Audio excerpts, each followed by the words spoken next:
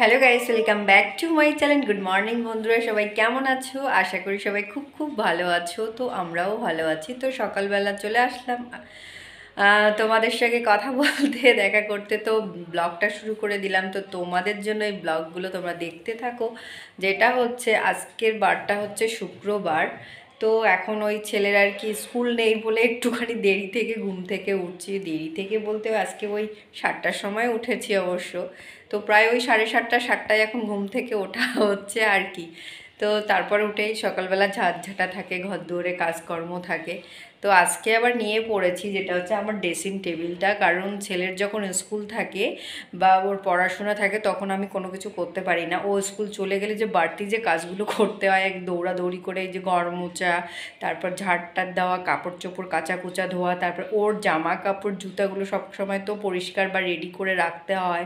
তারপর খাবার দাবার, টিফিন করা, রান্না, মানে তাড়াহুড়া করে এগুলো করে নিই যে ও আসার আগে যেন আমি সব কাজ কমপ্লিট করতে পারি। তো এর ফাঁকে যেমন আমার আলমারি গোছানো থাকে, বক্স গোছানো থাকে, মানে ড্রেসিং টেবিলটা এলোমেলো করে রেখেছি, কিন্তু কিচ্ছু করতে পারিনি। এখন পরীক্ষা শেষ, ভাবছি যে এখন কাজগুলো করব, কিন্তু আমার ছেলে তো তোমরা জানোই যে কীরকম দুরন্ত বা দুষ্টু।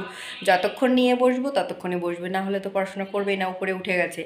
কিন্তু হচ্ছে এই এখন টুকটাক করে সকালবেলা আজকে ড্রেসিং টেবিলটা করে নেব। বিছানা টিছানা এখনও কিছু করিনি, সকালে ঘুম থেকে উঠেছি, কারণ বরকে খেতে দিলাম, খেয়ে চলে গেল ও।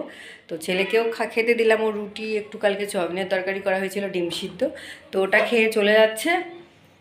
এখন কাজগুলো আমাকে করে নিতে হবে, আর করার কিচ্ছু নেই, যেটুকুনি পারি করে নিই। ছেলে বাইরে থাকলে কিছু করতে পারি না। এই যে বিছানা টিছানা সব এরকমই আছে, কিছু করিনি। আর ড্রেসিং টেবিলে যত জিনিসপত্র আছে আমার সব এখানে বের করেছি, একদম ছোট, বেশি একটা বড় না। তো যাই হোক, জিনিসপত্র সব কিছু গোছানো প্রায় হয়ে গেছে, উপরটা নিচটা এটা হয়ে গেছে। আর বাদ বাকি যেগুলো আছে এই যে এখানে সব, এগুলো এখন গুছিয়ে রাখবো। তো চলো এবার কাজগুলো ঝটপট করে করে নিই। ড্রেসটাকে পরিষ্কার করে নিয়েছি। এই ট্রলি ব্যাগটার মধ্যে এখন ওর জামা কাপড়গুলো ভরাবো। এই যে আমার আলমারির অবস্থা একদম 12টা বেজে গেছে। এই যে নিচে এরকম করে রেখে দিয়েছি কোনো রকমভাবে। তো এগুলোকে আমার ভালো করে পরিষ্কার করতে হবে, আজকে করার কিছু নেই। তো এই ট্রলি ব্যাগটা না, এত বড় একটা ট্রলি ব্যাগ নষ্ট হয়ে গেছিলো। ট্রলি ব্যাগটা, এই যে ট্রলি ব্যাগটার কী অবস্থা ঘুরে ঘুরে। তো এটাকে কোনো রকমভাবে ঠিক করে এনেছে। যাই হোক, এটা আর বেশিরভাগ ইউজ করা যাবে না, কারণ পড়লেই যদি ঠিক করতে একটুকুনি চাকাটা লাগানোর জন্য। কাপড় চোপড়গুলো ভরাবো, ভরিয়ে রেখে দেবো, এখানেই রাখবো আর কি। তো চলো, বিছানার মধ্যে বের করেছি। আর এই যে আলমারিটাকে ভালো করে একদম গোছগাছ করে রাখছি। কি করছিস তুই?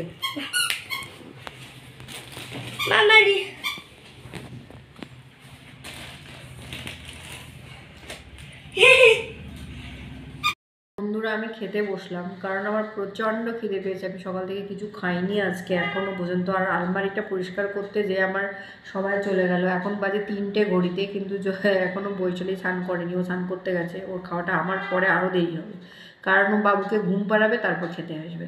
তো আমার খিদে পেয়েছে, সকাল থেকে কিছু খাইনি, থাকতে পারছি না, তো খেতে বসে গেলাম। কাতলা মাছের ডাল, তারপর এখানে হচ্ছে ডাল, কাতলা মাছের ঝোল। কি ভুলভাল বলছি, যে কাতলা মাছের ডাল, আলু দিয়ে ঝোল, এখানে মুসুরির ডাল পেঁয়াজ দিয়ে, আর ওই যে পালং শাক বাটা মাছ করা হয়েছিল, তো সেটা। তো হ্যালো গাইজ, সন্ধ্যাবেলা চলে আসলাম। এখন ছেলের আবদার, আমাকে মা ফ্রেঞ্চ ফ্রাই করে দিতে হবে। তো কি করব, একটুখানি দুধ ছিল, দুধ, রুটি, একটু ক্লগস দিয়ে দিলাম। না হবে না, তাকে ফ্রেঞ্চ ফ্রাই দিতেই হবে, না দিলে হবে না।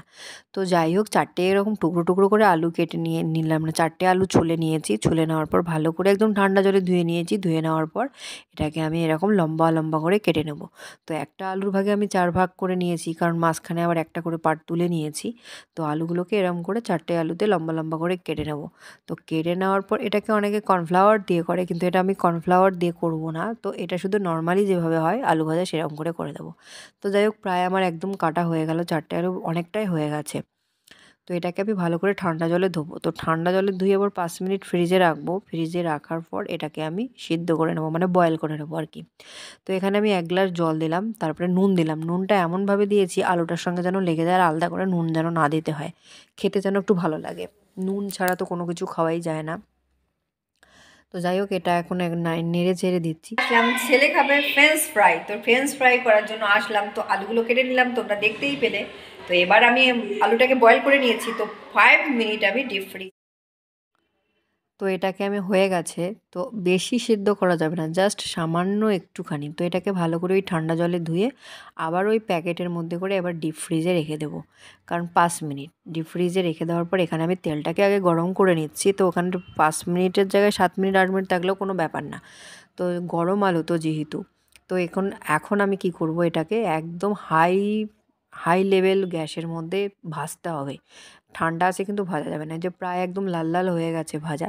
তো একটা এরকম ভেজে কিছুটা, তো ওদের দুই ভাইকে দিয়ে দিলাম বসে। তো দুই ভাই বসে টিভি দেখছে। তো বড়টাকে দিলে ছোটোটা হামলা করবে, তো টমেটো সস দিয়ে দিয়েছি। আর হাফটা আমি এখানে তেলের মধ্যে বসিয়ে দিয়ে তো ওদেরকে দুই ভাইকে খেতে দিতে গেলাম। তো এবার বড়টাকে দিয়েছি, এবার ছোটোটা হাঁ করে দেখতে থাকছে। এই হচ্ছে মুশকিল, একজন কাকে দিলে আরেকজন কাকে দিতেই। তো এই যে বড়টাকে দিয়েছি, ছোটোটা আমার দিকে তাকিয়ে আছে যে মণিমা আমাকে দিল না কেন। তো যাই হোক, ওকে বললাম বাবা তুইও দেখ, গরম আছে, কারণ ওর হাতটা পুড়ে যাবে। তো যাই হোক, এবার ছানার কোপ্তা করব। তো ছানার কোপ্তাটা হচ্ছে, এটা অনেক দিন থেকে রেখেছি, অনেক দিন থেকে করব করব ভাবছি, আর মাথায় আসছে না। ব্যাপারটা এখন ছেলে বড় হয়ে যাচ্ছে, তার মুখের স্বাদ বেড়ে গেছে।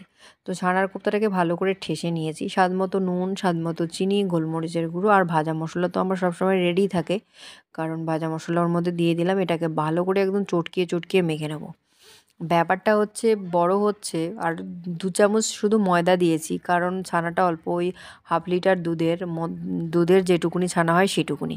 তো যাই হোক, এখানে দই সবার জন্য দুটো দুটো করে করব আর কি। তো ছানার কোপ্তাটাকে একটু অন্যরকম করে করব, কারণ ওই সবজি টবজি দিয়ে করব। তো এক একজনে এক এক রকমের, আলু দিয়ে অনেকে কষা কষা করে, পেঁয়াজ রসুন দিয়ে, কিন্তু আমি পেঁয়াজ রসুন দেবো না, এটা নিরামিষেই করব। তো কোপ্তাটা নিরামিষ খেতেই কিন্তু ভালো লাগে, সব কিছুতে পেঁয়াজ রসুন ভালো লাগে না। তো যাই হোক, এটাকে আমি ভালো করে একদম চটকে মেখে একদম ডো করে নিলাম। তো এরকম গোল গোল আকারে করে নিয়েছি, করে রাখার পর এখন আমি এই যে yellow bell pepper, red bell pepper, tomato, আলু, গ্রিন ক্যাপসিকাম সব কিছু নিয়ে বসে পড়েছি। তো এগুলো এখন আমাকে কাটতে হবে। তো ওই ডুমো ডুমো করে টুকরো টুকরো করে সাইজ মতো কেটে নেব সব কটাকে। অতটা দেবো না, কারণ অল্প একটু ছানার বড়া, তো সেই আন্দাজে আমার সবজিগুলোও কাটতে হবে। তো যাই হোক, মোটামুটি আমার সবজিগুলো কাটা হয়ে গেছে। তো এরপরে এই সবজিগুলোকে ভালো করে ধুয়ে ধায়ে রেখে দিতে হবে। তো এবার চলো আমরা ভেজে নিই ছানার কোপ্তাগুলোকে একটু তেলের মধ্যে। তো একদম গ্যাসটা একদম লো ফ্লেমে করে তেল দিয়ে, সাদা তেলের উপর দিয়েছি। তো তেল দিয়ে আমি ছানার কোপ্তাটাকে এক পিঠ ভাজা হয়ে গেছে, আর এক পিঠ উল্টে উল্টে দিচ্ছি। তো মোটামুটি প্রায় আমার ভাজা হয়ে গেল। এবার মশলার গুঁড়োগুলোকে আমাকে জল দিয়ে ভেজাতে হবে। তো 1 চামচ হলুদ গুঁড়ো, 1 চামচ ধনে গুঁড়ো, 1 চামচ জিরে গুঁড়ো, জাস্ট এই, আর কিচ্ছু দেবো না। এটাকে ওই একটুখানি হাফ চামচের মধ্যে লঙ্কা গুঁড়ো দেবো। তো এটাকে ভালো করে আমাকে জলের মধ্যে না হলেও 5-10 মিনিট ভিজবে। তো তো ভেজানোর পরে এই যে প্রায় আমার ভাজা এগুলো হয়ে গেছে কোপ্তাগুলোকে। তো আমি এখন এগুলোকে নামিয়ে নেব। তো নামিয়ে নেওয়ার পর তো এই দেখো, এক একটুখানি এদিক ওদিক হলেই কালো কালো হয়ে যায়, মানে পুড়ে যাওয়ার মতো হয়ে যায়। তো বেশিটা পোড়েনি, খানিকটা। তো জিরে ফোড়ন দিয়ে দিলাম, তার মধ্যে ওই শুকনো লঙ্কা, তেজপাতা দিয়ে দিলাম। তো দেওয়ার পর এবার মশলাগুলোকে ঢেলে দেবো না, আলুটাকে দিয়ে দেবো। আলুটাকে ভালো করে ভেজে নেবো, কারণ নতুন আলু তো, মানে সন্দেহ নেই যে সেদ্ধ হবে না, কিন্তু নতুন আলু সেদ্ধই হয় আর কি। যাই হোক, তো এবার আলুগুলোকে একটুখানি হালকা করে ভেজে নেব, বেশি ভাজবো না, বেশি লাল লালও করবো না, ওই হালকা একটুখানি মানে গায়ের সেঁকটে নেবো আর কি। তো যাই হোক, এবার সবজিগুলোকে ঢেলে দিলাম, আর মটরশুঁটিও নিয়েছি তার সঙ্গে। তো এইসব 3-4টের মতো মটরশুঁটি দিয়েছি, বেশি দেইনি, কারণ এগুলোকে ভালো করে নেড়েছে। তো এবার আমি এখানে স্বাদ মতো নুন দিয়ে দেবো। তো তারপরে একটু, মানে বেশি একটা তেল দিইনি, অল্প পরিমাণে তেল দিয়েছি। তো পুরোটা দই দিয়ে করবো, তো সেই জন্য। তো খাবার, আমার ছেলের যা মুখের স্বাদ হয়েছে কি বলবো তোমাদেরকে, আজ দাও এটা করে দাও, কাল দাও সেটা করে দাও। দুধটা কিছুতেই খেতে চায় না, বলি যে দুধেরও অনেক কিছু বানানো যায়, কিন্তু না, উনি দুধ খাবেন না, ওনার খাবে না আর কি দুধ। তো যাই হোক, এখন মশলাগুলোকে দিয়ে দিলাম ঢেলে। তো মশলাগুলোকে দিয়ে নেড়েচেড়ে যে স্বাদ মতো নুন দিয়ে দিলাম, স্বাদ মতো চিনি, তারপরে একটুখানি গোলমরিচের গুঁড়ো, তো কাঁচা লঙ্কা গোটা দিয়ে দেবো, আর এখানে দই দিয়ে দিচ্ছি। তো পুরোটা একদম দইটাকে ভালো করে আগে ফেটিয়ে নিয়ে রেখেছিলাম। তো এবার ভালো করে এটাকে নেড়ে চেড়ে এর মধ্যে, আর দই দিয়ে রান্না যে কোনো জিনিস করলে কিন্তু ভালোই লাগে, বেশ খারাপ লাগে না। কারণ তেলের ভাগটা কম পড়লে যদি দই দেওয়া যায়, দইয়ের যে একটা তেল আছে বা দুধের যে একটা তেল আছে, সেটা আরও অসাধারণ লাগে। তো স্বাদ মতো এখানে চিনিও দিয়ে দিলাম, তো কাঁচা লঙ্কা 3টে দিয়ে দিলাম, চিড়ে দিইনি, কিন্তু গোটা গোটা দিয়েছি। আর শুকনো লঙ্কাগুলোকে তুলে রেখেছিলাম, কারণ যদি শুকনো লঙ্কা আবার কষে গিয়ে আবার যদি ঝাল হয়ে যায় তখন তো আমার ছেলে 12টা বাজিয়ে দেবে। তো যাই হোক, এখানে কোপ্তাগুলোকে দিয়ে দিলাম, ছানার কোপ্তাগুলো, না ছানার বড়াগুলোকে দিয়ে দিলাম, সরি কোপ্তা।